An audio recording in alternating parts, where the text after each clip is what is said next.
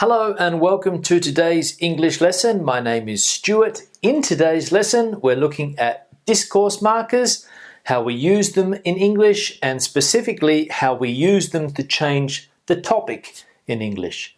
Let's go to the intro.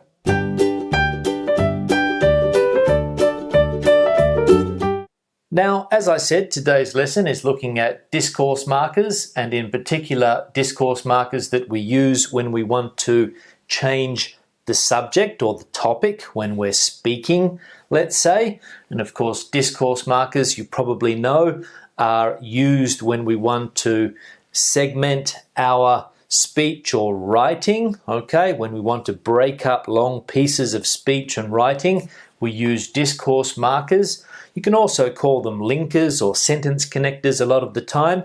And the specific ones we're looking at today are incidentally, by the way, speaking of, and that reminds me. Now these first two, incidentally and by the way, can be used very, very similarly in the sense that you can often interchange one for the other without a change of meaning. Now we're going to have a look at some examples of how we use these particular discourse markers. Some of them will be familiar to you, some perhaps won't be familiar. So let's have a look at the examples and see if we can enhance our knowledge or our skills in English, which is the objective of this lesson and all the lessons. So the first example sentence, I bumped into Bill at the gym. By the way, how's your training for the marathon coming along? Okay, so you start off a conversation with someone, or you're talking about going to the gym, let's say, and you want to change the topic or you want to change the subject. This is how we do it with by the way.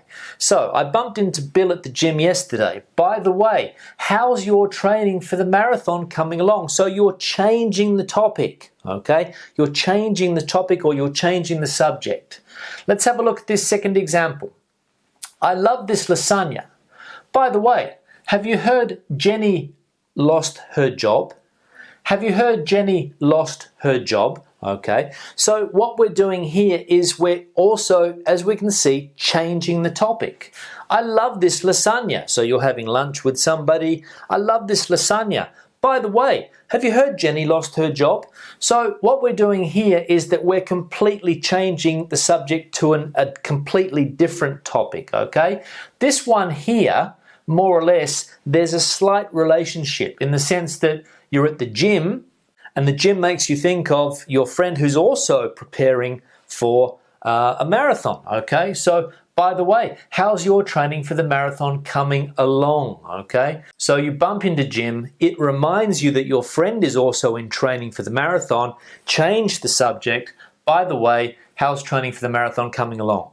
This sentence here, I love this lasagna. So you're talking about food, but something makes you want to change the subject.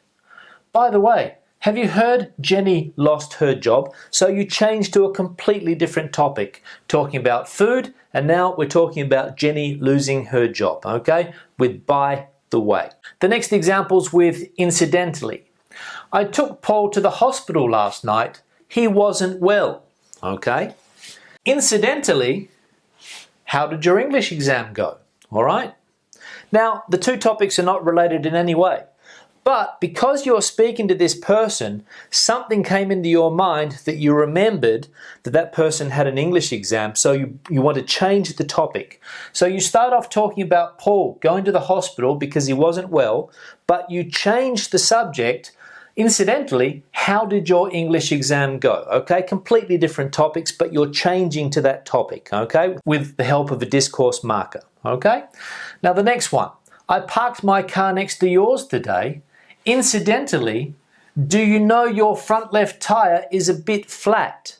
Now there is a relationship here, okay? There's a relationship between the two because you park next to that person's car and that reminds you that you saw that person's front left tire was a bit flat. So incidentally, do you know your tire is a bit flat? So again, you're changing the topic, you're changing the subject with the help of the discourse marker, okay?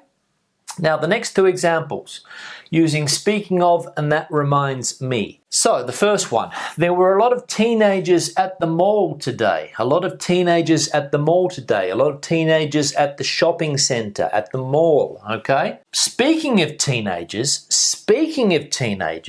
how's Molly going at high school? Okay, so we're changing the topic here by using speaking of. Speaking of teenagers. So we highlight teenagers here. There are a lot of teenagers at the mall today.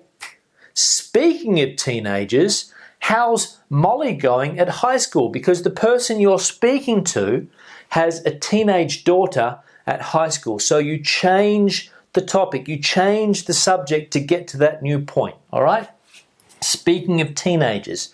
You can say also speaking of which, okay? Speaking of which, okay? Highlighting that you're talking about teenagers, but here we've included teenagers. Speaking of teenagers, okay? Another example sentence like this, we could say, for example, I went to an Italian restaurant last night.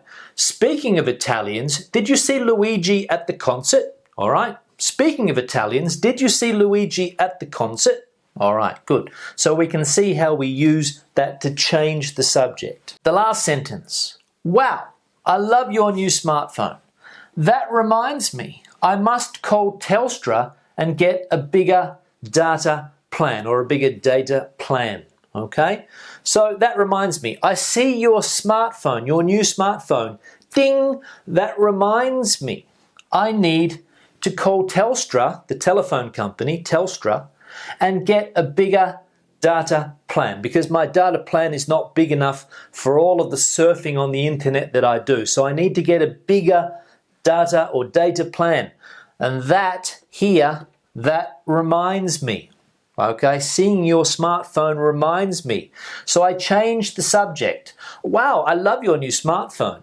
Bing, change the subject. That reminds me, I have to go to Telstra to get a new data plan. Okay, so you're changing the subject.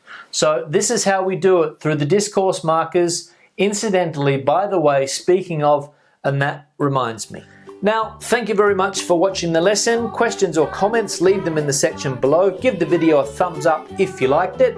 Share it please on social media. I'll see you in the next video lesson. Have a good day. Bye. Here and there.